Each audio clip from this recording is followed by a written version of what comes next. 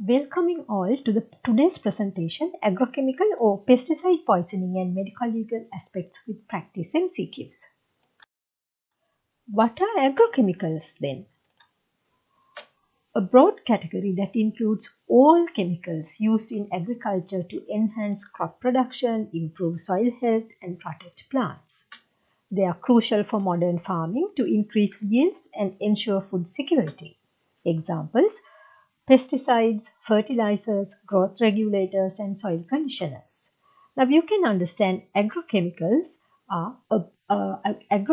include a broader term, and pesticide is the subset of agrochemicals. To be mentioned, a few definitions. First, pests. Pests are organisms that harm crops, livestock, or the environment by damaging plants, spreading diseases, or competing for resources. Example: insects, rodents, weeds, fungi, bacteria, viruses, nematodes, and mites. Then what do you mean by a pesticide? A pesticide is any substance or mixture of substances used to destroy, suppress, or alter the life cycle of any pest. Now you can understand pest means anything, any insect or any plant where they can harm our crops.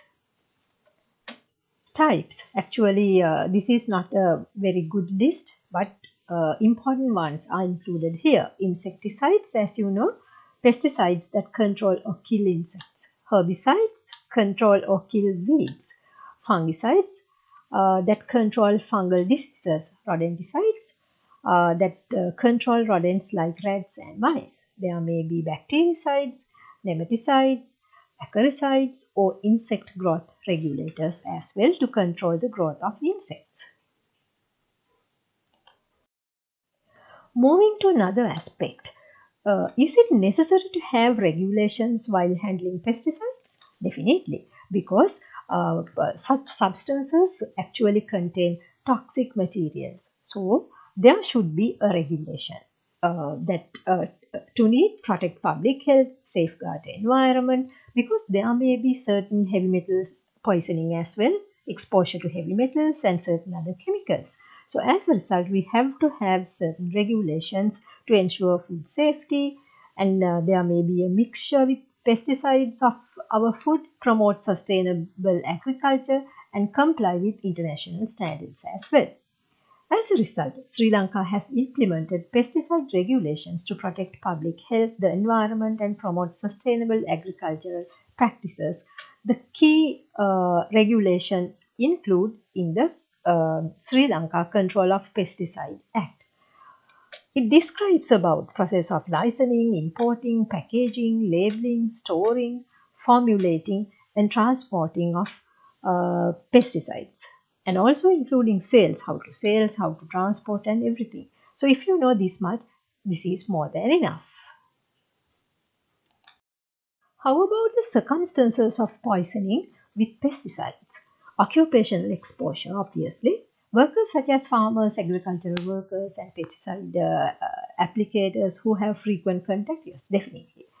It could be accidental and also could be suicidal effort as well, and deliberate poisoning as well, as in homicidal actions. And through inhalation, you can get certain toxicities as well. Ingestion, skin absorption, and eye exposure as well.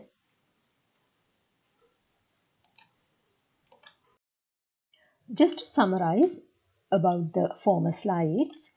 So now what do you mean by insecticides? So now this is the way. Now agrochemicals are any type of chemicals where humans are using to control pests, weeds, or anything. So out of that, we consider pesticide here. So that means pesticides are used to kill any dangerous threat to our crops. Under that, we have to kill insects, plants, rodents, and many more. So out of that, insects, right? So now we have come to the part of insecticides. Definition: insecticides are chemicals used to kill or control insects that are considered pests. What are the examples? Organophosphates, organochlorine, or carbamates, and then pyrethroids bake on, such as mosquito coils. Moving on to the organophosphates. Organophosphates are a diverse group of organic phosphorus compounds. Example, chlorofyrofores, diazinon, carbofuran, fenthion, monoprotopus, and parathion. You are not going to remember names as such. OPs are one of the most common causes of poisoning worldwide. So you have to know this part. What is the mechanism of action? So with this organophosphates, it inhibits acetylcholine esterase, which is a neurotransmitter, and it causes accumulation of acetylcholine at synapses. It leads to overstimulation of muscarinic and nicotinic receptors, including CNS effects due to overstimulation of cholinergic receptors in the brain. Before going into much details, let's have a little explanation like this. Now you can see presynaptic neuron here, and when a message comes like this, acetylcholine will come to the synapses. Now these molecules should bind to the acetylcholine receptors, acetylcholine receptors, to get the stimulation to go to the message further away. Alright, so acetylcholine come to the synapses and then binds with the acetylcholine receptor to get the stimulation. However, with the poisoning with organophosphates, what will happen now? So they are also coming into these synapses. Leave it aside. Now, after giving the message at the postsynaptic neuron, this acetylcholine should go away from these acetylcholine receptors like this, right? So when it binds, it gives the signal. However, when it dislodges with the acetylcholine receptor, no more signals. Imagine a situation where acetylcholine esterase, that means that separates this binding, is somehow not working now. What will happen? Now these acetylcholine molecules will permanently bind to the acetylcholine receptors like this. Then what's the effect? They continue to have stimulation of the postsynaptic neuron to have lots of functions, unnecessary functions. Alright, so now you can understand with the OP poisoning molecules, these molecules will bind to this acetylcholine esterase permanently, and it helps to bind the acetylcholine molecules to the acetylcholine receptors permanently to have overstimulation. Right, so now we have to prevent the poisoning. For that, we have to give antidotes. So what are the two antidotes that we know for OP poisoning? Atropine and pralidoxime. Right, so what are the actions that we can get? If a chemical can block this site, right? So there may be lots of acetylcholine molecules there, but if there are no receptors left to bind this excessive amount of acetylcholine molecules, it will be a very good antidote. So now this is the action of atropine. Atropine come and will bind to these acetylcholine receptors by blocking the acetylcholine to mix with the receptor. So it prevents the overstimulation. And the next action is with the pralidoxime. Pralidoxime will reactivate the acetylcholine esterase. Alright, so now there is a combination with the pralidoxime that they are going to separate these two. So these are the effects of antidote in case of OP poisoning.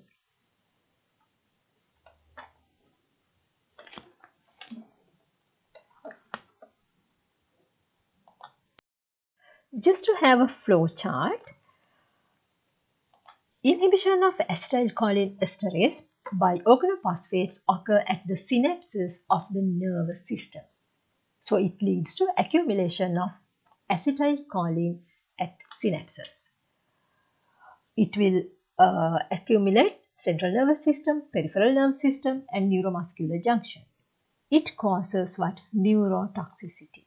This neurotoxicity will be seen as cholinergic crisis, intermediate syndrome, neuropsychiatric disorder and delayed polyneuropathy.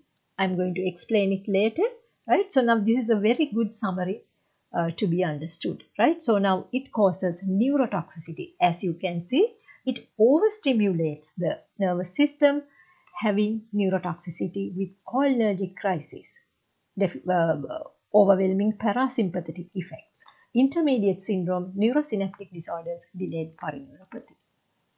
With that, so what are the treatments? Under the emergency management, we have described atropine and pralidoxine. And what are the postmortem features? The most important thing that we want to tell you is the postmortem features are non-specific. So you have to know, in case of OP poisoning, if somebody is going to ask about postmortem features, you should be able to tell that postmortem features are non-specific. However, in any case of poisoning, we always have to mention about smell and color as well. Remember, in case of OP poisoning, there will be an odd smell from the person. That means kerosene-like or garlic smell. And also there will be vomitus, or within the stomach contains a milky white solution. The thing is, OP is mixed with certain emulsifiers. By mixing with water or gastric contents, it converts to a milky white fluid. Right. So now you can understand, if somebody is going to ask about OP poisoning and postmortem features or clinical features, actually you have to tell it is non-specific. However, there are certain features, but still that you have to tell there may be kerosene-like or garlic smell, or there may be a fluid within the stomach or vomitus, which is often milky white in color. And what about the clothing? Smell and stains, yes. And what are the external features again? Again, we have to know that there will be froth, which is basically white in color. And also, there may be pupils constricted. And internal organs, usually a congested stomach, may contain organophosphates as well. Just to look at this slide, you can look leisurely.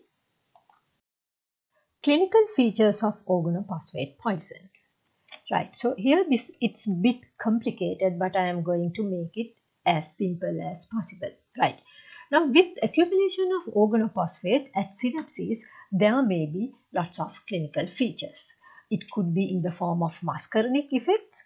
All right, so now this is the most important one that you have to understand in case of OP poisoning. In OP poisoning, you get basically the prominent muscarinic effects or parasympathetic effects that we can remember it as sludge, salivation, lacrimation, urination, defecation, gastrointestinal distress and emesis.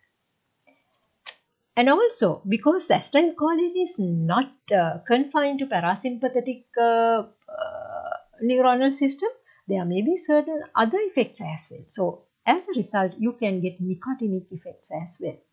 With that, you get muscle fasciculation, weakness and respiratory paralysis, and at the beginning only, there may be little features of CVS with hypertension and tachycardia as well. But later you have to remember, with overwhelming parasympathetic effects, I emphasized it, organophosphate usually gives prominent parasympathetic effects later on, leading to bradycardia and hypertension. And also there may be CNS effects that I have described earlier, leading to anxiety, confusion, seizures, coma, due to the overstimulation of the brain's cholinergic receptors. Now, classical features bradycardia, hypotension, excess secretions, as I have mentioned here, and meiosis, right? So now this is the primary thing or basic thing that we have to know under the medico-legal work as per the clinical features.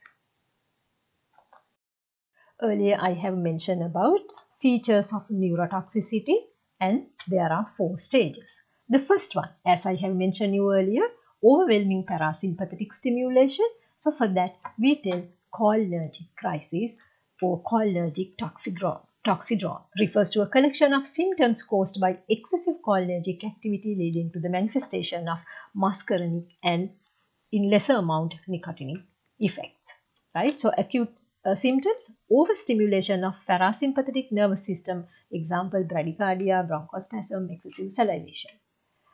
So here what's the greatest danger, and you should know about that it is the respiratory failure that finally that person can die.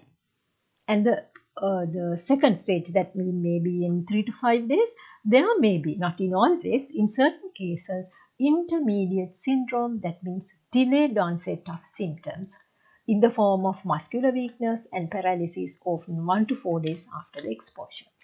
And also there may be delayed neuropathy as well with chronic effects, occurs after several weeks, resulting in nerve damage and long-term weaknesses as well. And neuropsychiatric disorders, that means it includes confusion, anxiety, memory loss and depression due to brain damage. It can have, actually not in each and every person, later on only.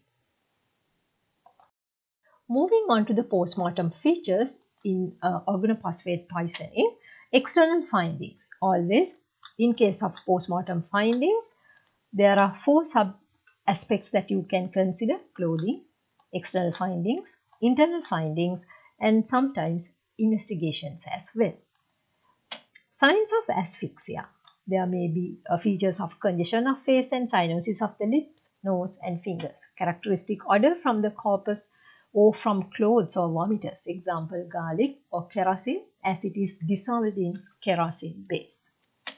Frothy blood-stained fluid at nose and mouth, sometimes whitish as well. Whitish pink, right? So froth. We can't tell it as characteristic, but there are textbooks that it describes as a characteristic froth as well. And pupils may constricted. Moving on to the internal findings. Gastric mucosa congested and appear hemorrhagic. May contain oily, often milk white poison that I have explained earlier. Mucosa of the respiratory tract is congested. Pulmonary edema with subpleural petechiae and cerebral edema and generalized visceral condition as well. Now you can understand, right? So I have described in case of postmortem findings, clothing. So for the clothing, you have to write always what? Smell and color. There may be vomiters, characteristic smell as well. And then external findings, as we have mentioned, features of asphyxia, frothy fluid, may be white or pinkish in color, and certain other non-specific findings. And moving on to the internal findings, now you can understand with the ingestion of a chemical, generally there may be congestion of the GI tract. So now easily you can remember. And also still there may be the organophosphate within the stomach, right? And also mucosa of the respiratory tract is congested, pulmonary edema, cerebral edema, generalized visceral congestion. Now again I am going to highlight the postmortem features are characteristic. So this is a term that you have to know. Then not characteristic, right? So what do you mean by a characteristic feature? Let me tell like this. Now if a person is going to suffer from decompensated cirrhosis, the person get the icterus. So now you know, in case of liver failure, characteristically you get what? Yellowish discoloration. Right. Now that is not characteristic means these signs can be seen in any case. These are very general ones. Okay, that's why we tell that features of OP poisonings are not that characteristic. What are the medico-legal issues in relation to OP poisoning? Right, so the most importantly, the circumstances. Suicidal is the commonest method, right? Homicidal poisoning also reported. And also importantly, occupational hazard as well. Moving into the second medico-legal issue, the color and smell of the poisonous cases. Now, smell, garlic or kerosene smell, and the color is milky white due to the solvent effect. The original color could be variable, but when it mixes with water, there can be a white color because of the solvent and oil base. Second one, it is toxic to some animals. Imagine some animals may eat the human flesh uh, with the putrefaction of the body. So this flesh may contain OP poison, causing poisoning in the flies and other animals as well. So if you can certain dead animals and flies surrounding a dead body, you can get an opinion about the possibility of poisoning as well. But remember, there should be high concentration in this case. Third one, OPs are resistant to putrefaction. So even in exhumed bodies, sometimes it will be able to extract organophosphate poison to tell or to think about the possible cause of death. And one of the commonest mode of poisoning in agricultural based developing countries. So you have to know about the basis of organophosphate poison and medical legal issues. Under the insecticides, we have finished about the commonest one, OP poison. Then the second one is carbamates. It is basically very similar to OP poisoning. However, the action is bit less severe when compared to OP poison. In case of organophosphate poisoning, the substance OP will bind permanently to the acetylcholinesterase. However, it is mentioned that in carbamate poison, it goes and bind with the acetylcholinesterase temporarily. So as a result, effect is less dangerous and also temporary. Right. So now it is a derivative of carbonic acid. Action, it also inhibits the acetylcholinesterase, but the effects is reversible over time because of the reason that I have explained you. It does not cross the CNS, so no convulsions like in organophosphates as well. Duration is short-acting and reversible compared to organophosphates. The second category under pesticides are weedicides. That means it is used to kill unwanted plants in plantations and agricultural fields. Types, I'm not going to describe anything, but what are the best examples that we know? Paraquat, but it's banned now. The reason is it is highly toxic to humans and also animals as well. So the substance paraquat is banned. And the replacing substances are glyphosate and MCPA. There may be certain other substances as well that we are not going to discuss much. The third type of pesticide is fungicide. These are chemicals used to prevent, control or eliminate fungal infections in crops and plants. Further to mention, a wide range of fungal diseases in crops like tea, vegetables and fruit plants, we should use fungicides. They could be copper-based fungicides, example copper oxychloride. However, the acute toxicity of fungicides to humans is generally considered to be low, but there may be local irritations such as skin and in eyes as well. The importance of wearing correct PPE also emphasized to prevent any occupational hazard. The fourth and last type of pesticide is rodenticide. It is designed to kill rodents, especially mammals, but harmful to humans as well due to their toxic mechanisms. Rodenticides are classified based on chemical composition and mode of action. Zinc phosphide, so it reacts with stomach acid, releasing phosphine gases, causing mitochondrial aerobic, preventing mitochondrial aerobic respiration, causing multi-organ failure and death. Example, run rat, as you can understand here, and it causes highly toxic effects for humans. And the second one, anticoagulants, and the mechanism of action, it inhibits synthesis of vitamin K dependent clotting factors. As you can understand, it prevents blood clotting, causing internal bleeding. Sometimes we ask it in the MCQs as well. The examples are rat bait and rat poison. The human risk is relatively low. Moving on to the practice MCQs regarding pesticide poisoning.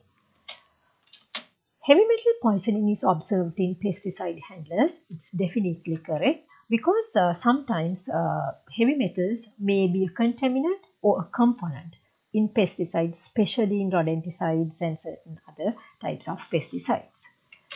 There is no specific legislation in Sri Lanka to regulate pesticides. It's definitely incorrect. There is a special act regarding Pesticide Control Act in Sri Lanka.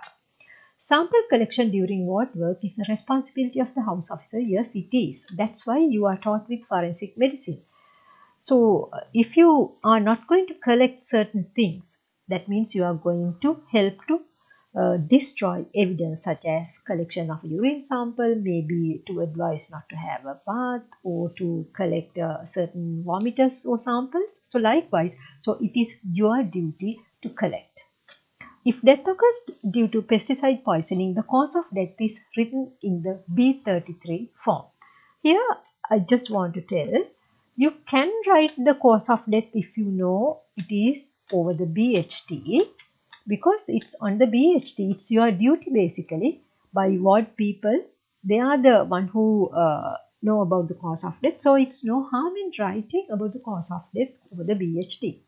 However, it's illegal to write the cause of death over the B33 or declaration of death form and just to release the body without having an inquest. So this statement is incorrect. The obvious reason is this is an unnatural death, so we need a death investigation. Self-injection of a pesticide is considered an offence in Sri Lanka. Before 1998, yes, it is considered as a criminal offence under the penal code, but later on it is decriminalized and instead it was recognized as a mental condition to be treated with. But there may be certain medico-legal issues surrounding the self-injection of a pesticide. So we need to investigate such cases in the context of medico-legal aspects. Workman's compensation is not allowed if a disease is contracted by a person without using the provided PPE during the allocated work. It is correct, right? So, provided PPE. So, it's duty of the worker to have this PPE. So, he is not allowed to get the compensation because he has not obliged to the instructions given. So, this is an incorrect statement. Rodenticides cause internal bleeding which can lead to death as the mechanism of causation. Yes, we have described it. Paraquat is banned in Sri Lanka due to its high human lethality. Definitely correct.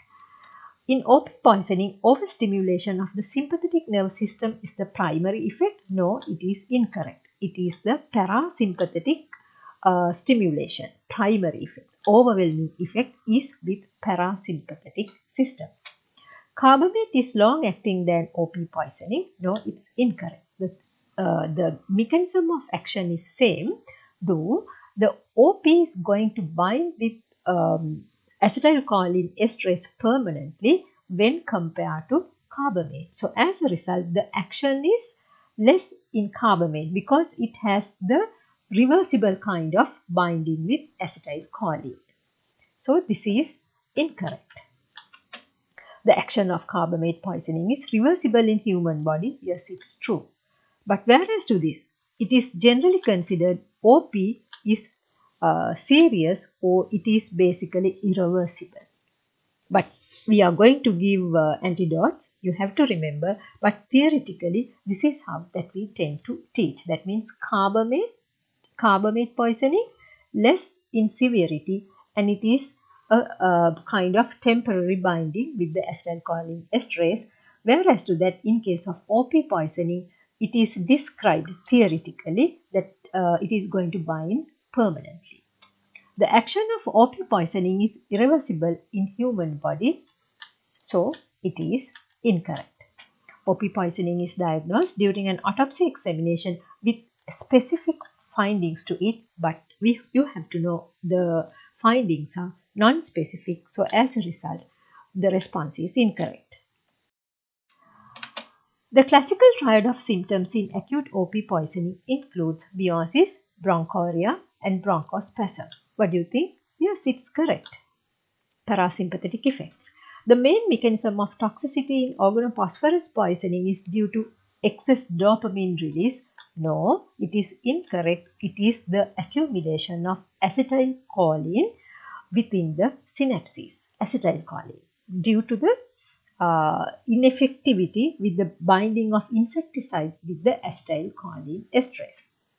Atropine is stopped in OP poisoning once excessive sympathetic effects appear. So that means while you are going to treat with atropine to a case of OP poisoning, when you see enough sympathetic effects, you are going to stop it. So this is a fact. So in this case, it is correct.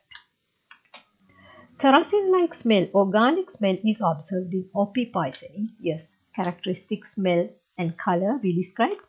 Dead larvae around a putrefied body is a clue to indicate pesticide ingestion before death. Yes, I have described, right? So, during the process of putrefaction, flies and other animals tend to eat the flesh. So, if the flesh contain OP poisoning, there is a possibility, only possibility. If the concentration is high, there may be dead larvae as well to get a little idea surrounding the death. So, thank you.